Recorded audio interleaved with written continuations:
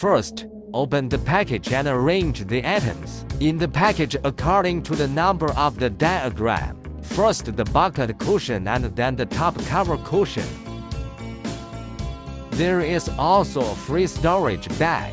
With the purchase of a complete set of this product, clean the seat bucket interior with water and a towel. Find out the corresponding seat bucket cushion of number 1 according to the drawing. Hold the seat bucket cushion in the corresponding position for comparison. Make sure it's alright and paste it.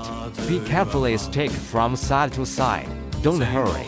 If the position is not suitable, you can tear it off and paste it again. Remove quickly from one side to avoid common glue. Next is to paste one by one according to the serial number.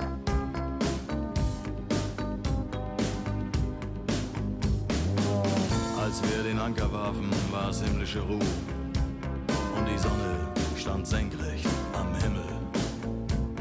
Als ich über die Reling sah, da glaubte ich zu träumen.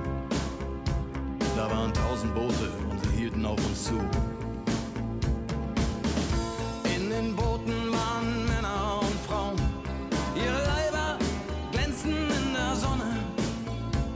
Und sie sangen ein Lied, das kam mir seltsam bekannt vor.